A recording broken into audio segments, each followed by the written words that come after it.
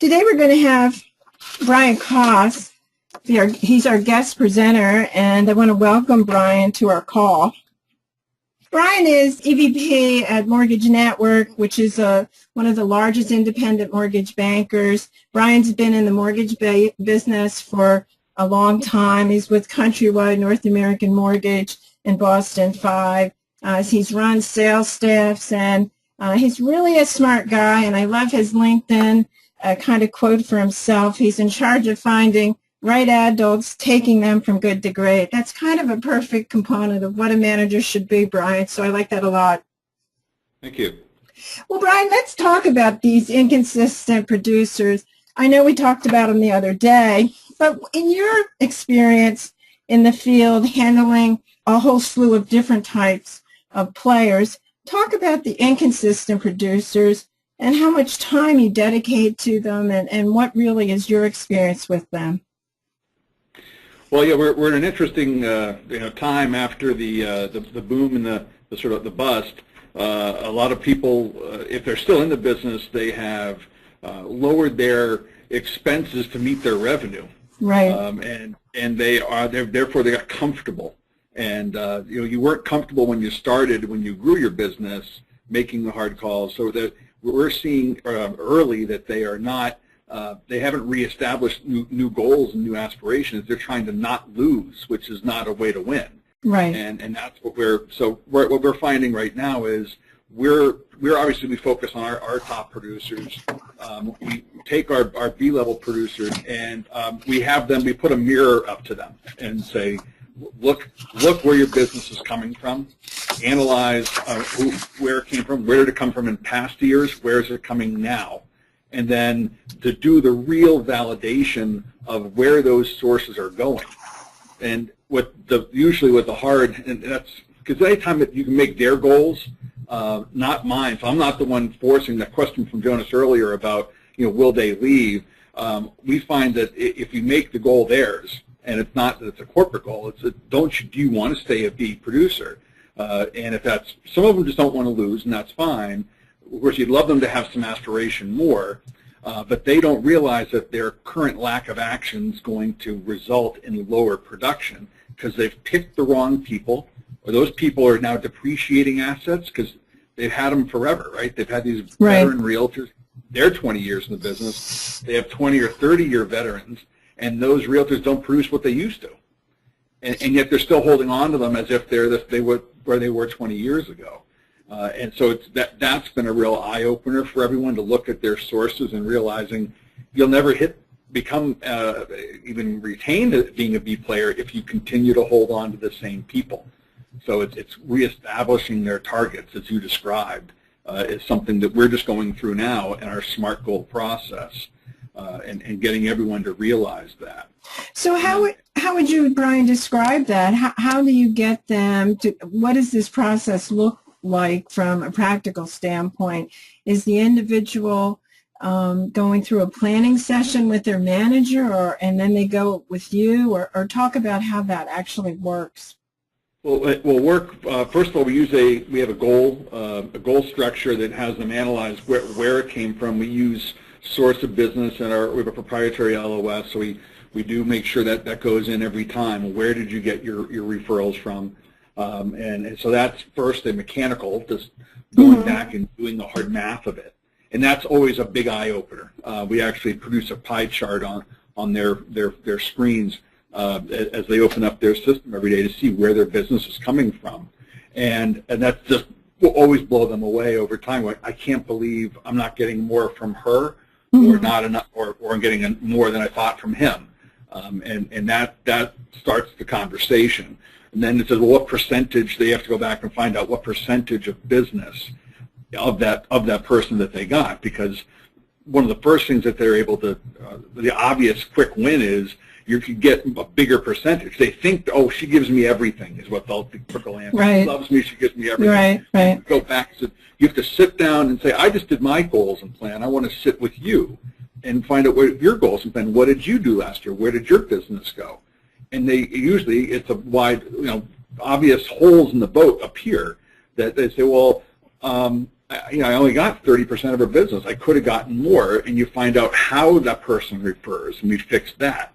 And then we find out the ability to network the listing broker, the ability to say, I actually do FHA. Oh, I didn't know you did FHA. I just be giving you these loans.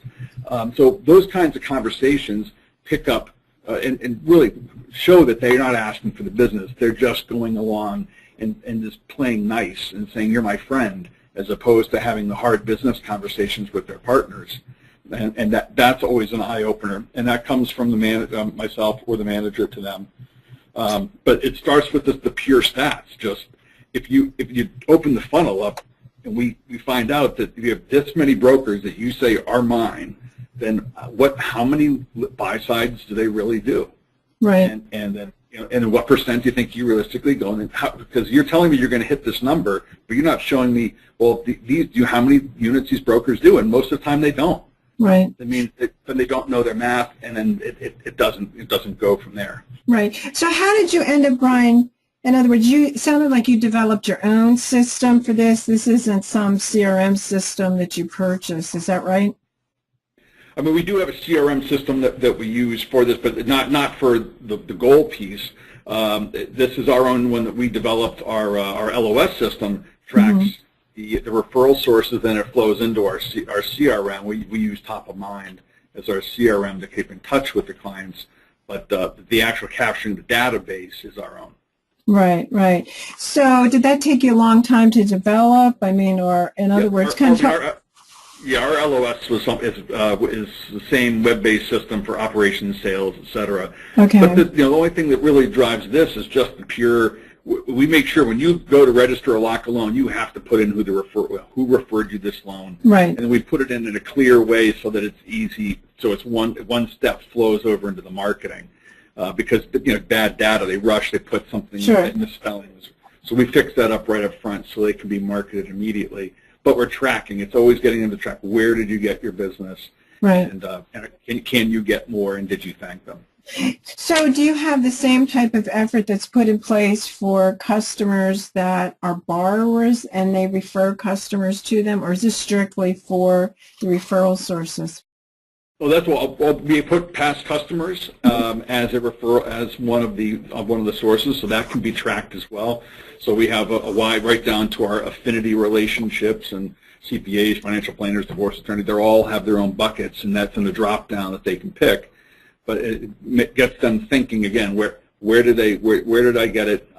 Did I thank them? Am I communicating with them as part of this process? Right. So how long have you had this process in place then, and how has that worked for you, I guess? It's over the last 3 to 4 years that we've really been pushing more and more institutionalizing the referral source and really pushing that data out to the loan officer so they can see real time where their leads, where their apps are coming from. And it's been, again, it has been eye-opening because usually that didn't happen till the end of the year. But right. You can see this in real time, and you can also go back and take slices of time to see where it's been coming from. Why do you think managers, and this is certainly my experience from a consulting standpoint, managers, what you're really doing is kind of step one, which is identifying the right contacts. Why do you see managers not wanting to do that? I think it's hard work, because then you have to really know your market, and you have to not be guessing.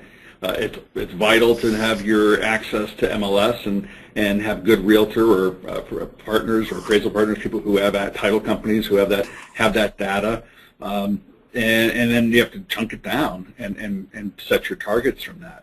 And I think a lot of them they're just happy to have any loan. I think it's the spoils of a refi business. Right. It was just the world is my customer. Everyone is a customer. Right. Now right. It's so much more surgical and precise. Right. And I think we just learned bad habits, and that's why it's great to see rates come down this morning. But the message I gave to my guys was, that's your second job. So I encourage you to call people at night and reach out to customers about refinancing, but don't quit your day job. Right. This is what's going to get you through. Right. So can you walk through, like, so it comes up on the system, which I think is a wonderful, great idea, so they know who they're getting their business from. So then what happens from a management standpoint? Does it trigger if they're not doing enough applications and then a conversation happens, or Well, they're it's kind of not. left on their own?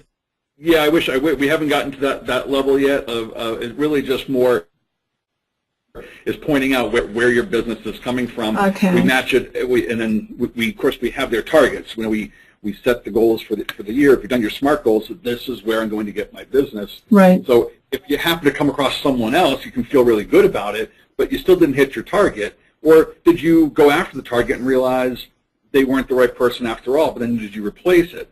Right. So it's not, I think we care as much about the who and the how than just the what, that I hit my number. Because if you learn to do it once, that you set one target and you got business from them and you became their number one and got the max percentage you should get from them, you can do it again and again. That's the model. But just because you hit your number doesn't mean that you're going to hit it again the next month, because you have no idea how you hit it. Right. So have you seen that, I mean, what's been the reaction? Your A players probably were already doing this anyway. So your B players and your C players aren't, by definition. So what's been the response of to these individuals of seeing this? And has it been positive, negative, or is it an early indicator that maybe that person's not going to match with you eventually anyway? I mean, what's been your experience?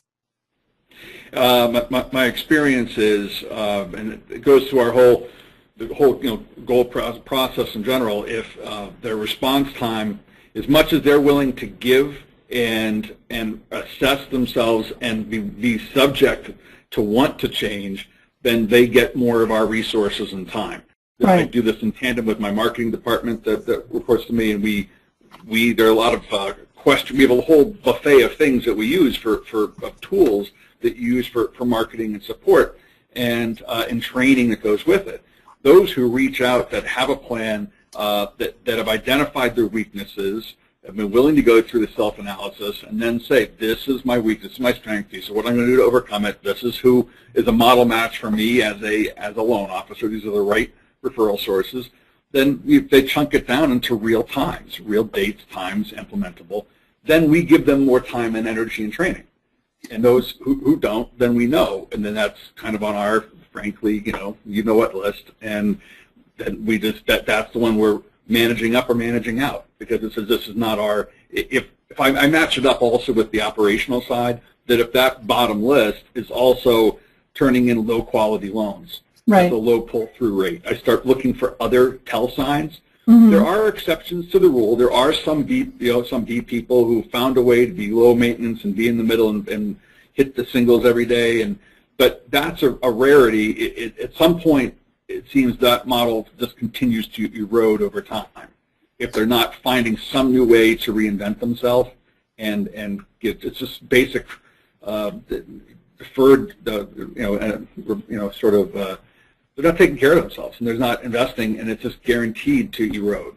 Right. So I can't invest in a business like that. We say, if you guys aren't willing to invest in yourselves, I can't invest in. The most important thing is time. Right. They're not spending the time and the effort. And sure, there should be some money. I mean, we, for example, with marketing dollars, we invest 2.5 basis points towards marketing dollars to help.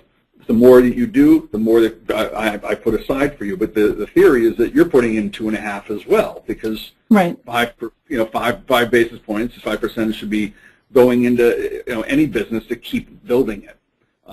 But if you're not growing, you're dying in this business. Right. So, I mean, from your viewpoint, when you look at them, I think the common thinking is, well, especially when these can be, people with 25 years experience, and also they could have been, and I see this many times, they're former top producers, and, they're on the downward path to, oblivion, essentially, is what the issue is. So, kind of talk about that. I mean, because I think what I see most managers doing, they're reliving what the person did maybe 5 years ago, 3 years ago, but the current situation is, you're going to have to step in and put in place a structure. Kind of talk about that from your experience, what you see.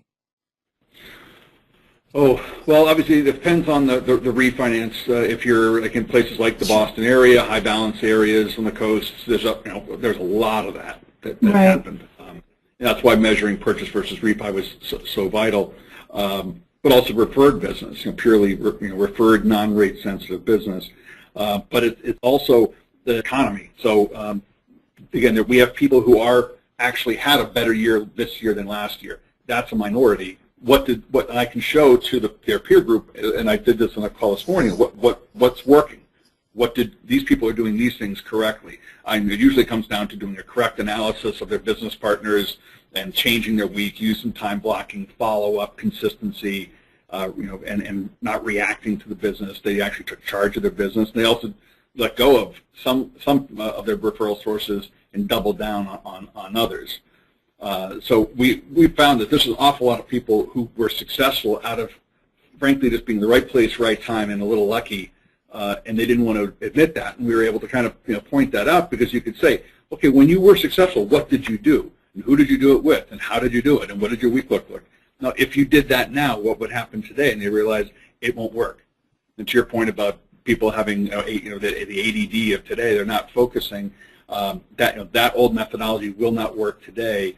So, and you constantly hear, I've never worked harder for less.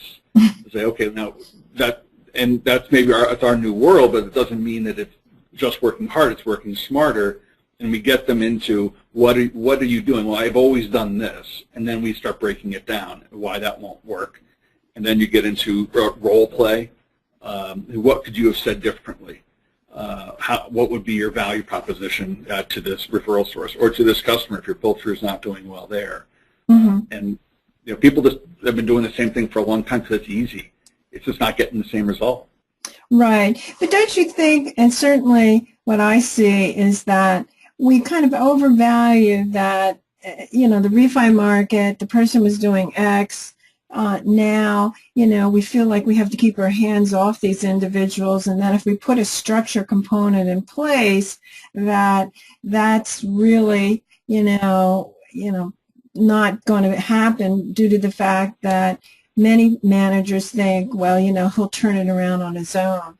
Kind of talk about that, because I definitely see managers letting these types of producers kind of waddle along, deferring to the fact that they had many years in the business and may have been their top performers a while ago, and they're afraid that they think the person will figure it out, is kind of what I see going on. Yeah. And the point of the matter is, no, they're not. That is an indication that they need the structure, and management teams that are not willing to take that stand are really, kind of signing their own death certificate at some point, because the person can't figure it out. That's, if they could, they would.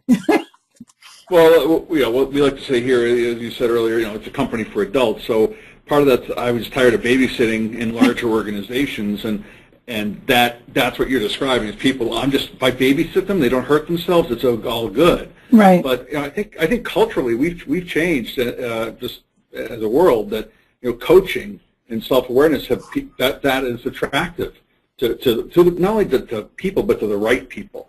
Right. People who are someone that's going to be more later. So I want to be coached. They like peer coaching too. Right. By creating that culture, some of the best coaching comes from that joint accountability. Hey, I'm trying to get through this. I'm on the same path you are, and I want you. We keep each other honest, and let's help execute this plan. And you have a workout buddy in the morning. It's the same kind of idea. So right.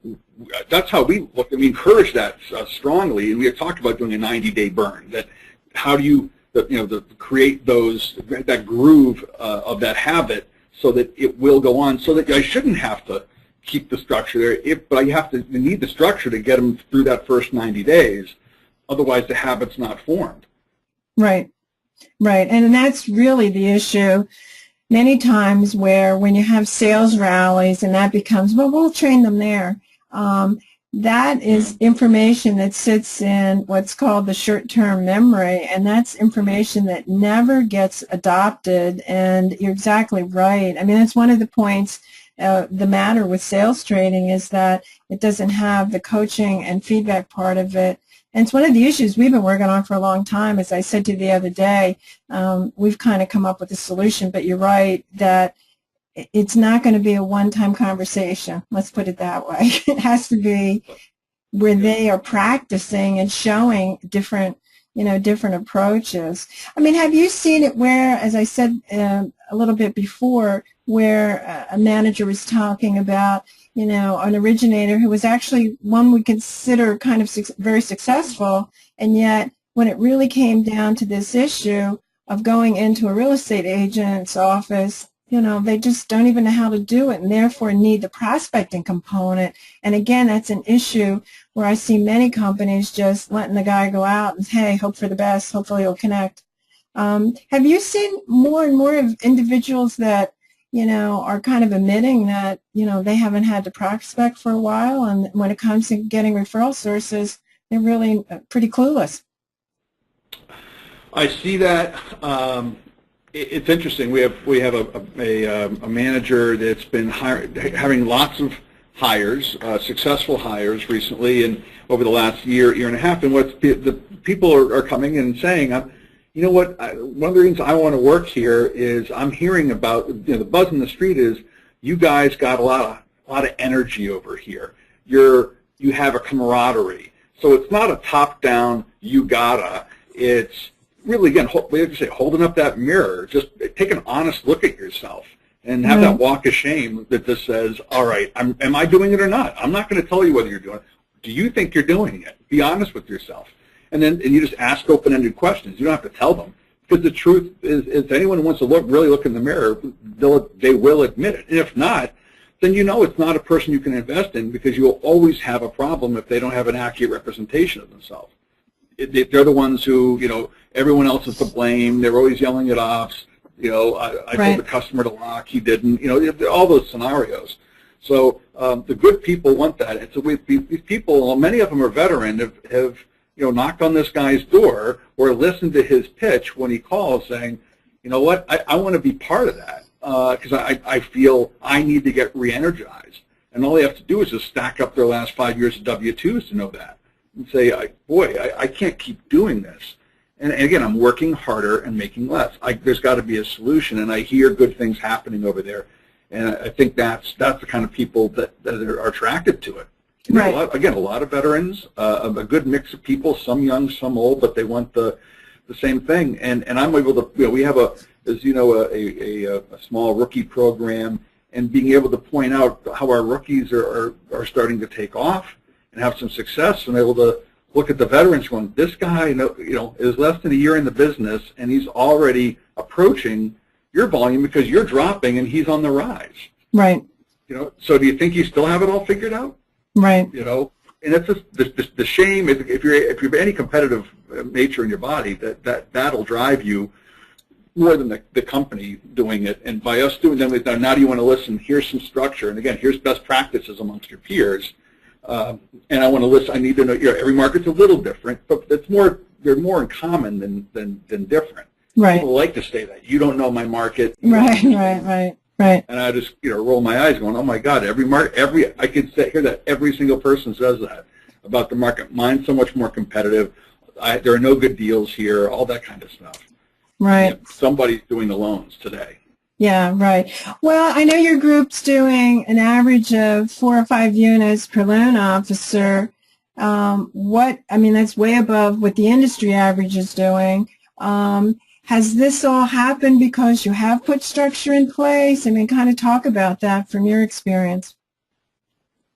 Part of it starts with the hiring, that we're trying to make sure that we're hiring the right people, and we make it clear that, the phone doesn't ring here, if as opposed to a Countrywide or a Bank of America or whatever it was, there was nothing driving from the lead standpoint. So that therefore only the good people who are self-motivated do want to show up to a company for adults. But then it is also, we're trying to get more from each person. That's why we say we can take someone from good to great. We're not good at taking someone from bad to good. I can take someone who already is doing the good things, and therefore I can take the 3 player and get them to 5. right? And that's they may not be more, over time they may stay there, but you got to be doing better. 1 to 2 is not going to cut it today's world. If you're not taking 4 apps, closing 3 loans, it's very you're going to make mistakes. You're a liability to the company, and you're just not meeting and talking to enough people then, and therefore your business will erode. You just have to be networking more, right? Yeah, and have a structured prospecting that comes first. I mean, our top producer says, hey, until I make my calls this morning, he's a morning guy, and from 7:30 or 8 to 10, 11, 12, until he's made his touches, don't bother him about what's in the pipeline, about an issue. His assistants know, don't bother him. And he'll say, all right, I'm done. I had 25 calls I needed to make today, and until I make them, right, nothing else is more important. My job is to prospect and to create business. Everything right. else is secondary. Right. Yeah, I mean, it's a great point, and certainly what I see with good companies like yourself, where they have above average units per loan officer, is that the fundamentals are institutionalized, and it's as basic as hiring right and developing. And when you look at your top producers, they're like the fellow you're talking about, where, he has a method, and that prospecting component, what typically is the issue with B players is they've stopped prospecting, and the market's more difficult now. And so what ends up happening is that it's going to be a downward mode. So you're exactly right, and your numbers really support that, which is really, the I guess, test of any type of strategy. Does it really work? In today's market, it is. Brian, do you have any last comments before we open it up for people to ask you some questions? Any, things that you've learned that you can't emphasize enough? I mean, I think everybody who you want to invest in will want the feedback, right, and will want to have that discussion. Because it's always about, I want to help you achieve your goals. What are your goals? Okay, then and you start backing into it. Then they realize, especially as we all getting older, again, the time is more valuable than the money. So I do have some people who have, there's always life happens, and getting them to say, I want to help you make more per hour, and become more efficient, and that really, once you can do that, then you can always work more hours. But that's really what we strive for, is how I can get you to make more per hour, and I think that's what's changed these days. Right, right. Well, we have a question from someone in the audience today asking, how did your managers who are supervising the loan officer reacting to this new push? I mean, why don't you talk about that? Well, I mean, they understand it themselves. They actually want it. They need the structure. The right, managers want the structure because they don't know. They're afraid to lose. They're afraid to push. So it gives them. They need help. They need assistance. The managers need as much training as the loan officers do. Right. So it's not I don't think any of them would have an issue, or they never raised an issue with it, and they knew it was. Everyone says the same thing. I know this is something I got to do. And it's just like telling them, eat right, exercise, right, same conversation. I know I got to do this. So it's a message that, it's just how you approach it, and it's really just asking, what do you really want to do? What's important to you? What are your priorities in life? And then it backs into the business. Right. We have another question asking, did you lose any managers when you installed this? I think that's always the issue with most companies. They're afraid if they really get serious on some of these issues that people will just move to another group. But do you see this as really kind of keeping people at your company because you are addressing it? I think it's part of your culture. So if someone leaves, and because they don't want to do this, then they shouldn't be here. It's not right, the right fit. I think we're also desperate because we're a $1 trillion industry after being a $5 trillion industry 10 years ago. That we kind of put our morals aside and take any production, and I think that what's shown is there's an awful lot of strong companies that have survived today. A lot of independents who are not as well capitalized, are not a bank, who are all surviving out there because they're finding their way to find their right people that fit their culture and their market. And it's okay if people leave. You want to get the right people in, and then you get a multiple because, again, they manage each other if they inspire each other and they share ideas. So if people find, managers did find it to be an issue or to be held accountable, they're in the really it's not good for them. I feel bad for them. Mm-hmm. I feel bad for their families. It happened. They're just going to continue to make less, and you're going to see them, in another business on LinkedIn. Right. Just one last question that I would have is that a lot of times what I see is senior managers are afraid of really addressing these issues, and as a result, they feel everyone will walk out the door, so it kind of dwaddles along, and they're not really taking that first step. Is that kind of your experience with all the different companies you've been at? Yes, absolutely. Absolutely. Either they're top. It depends on their culture. If they're very firm, top down, they'll take your medicine and take your lumps and like it attitudes, or it's the opposite, is obsequious about the whole thing and say, well, I'm afraid to do anything, and then the company just drifts and it doesn't have an identity. Right. So the answer is, again, to be in the middle and just to be there, again, to be that mirror, to be that accountability partner. Mm-hmm. And again, it's not my goals. I'm helping you achieve your goals. Why? How could that be a bad thing? Right. Well, that's a great note to end on. I think that you made wonderful points that I agree 100% with, and certainly to go through a difficult market, these issues really do have to get addressed, and it's as basic as putting a structure in, which is obviously the focus of what we're saying today. So you can reach Brian. He'd love to have you linked in with him, and he has a wonderful blog that he sends out that I would highly recommend that you sign up for with him. And Brian, how would they get your blog? It's on a couple places. You could link to it in LinkedIn, but also Your Lone Sherpa. So Y-O-U-R Lone Sherpa, S-H-E-R-P-A. YourLoneSherpa.com is a site. You could find that as well. Or you can just Google Brian Koss blog and you'll find it. Yeah, it's a great blog. I read it myself. Every one he sends out, I think, is really pretty on spot and really worthwhile looking at. So I'd highly recommend that you sign up and certainly, share your contact information with Brian on LinkedIn. I'm also interested in obviously connecting with you too, so also go to my LinkedIn page. Thanks so much, Brian. I really appreciate your comments today. They were really spot on, and the performance that your group has had, speaks for itself. You're doing, the industry's at 2.4 units per loan officer, and here's a company, twice that in a difficult market. It says a lot that you're doing the right things. Great. Thank you. Thanks for sharing.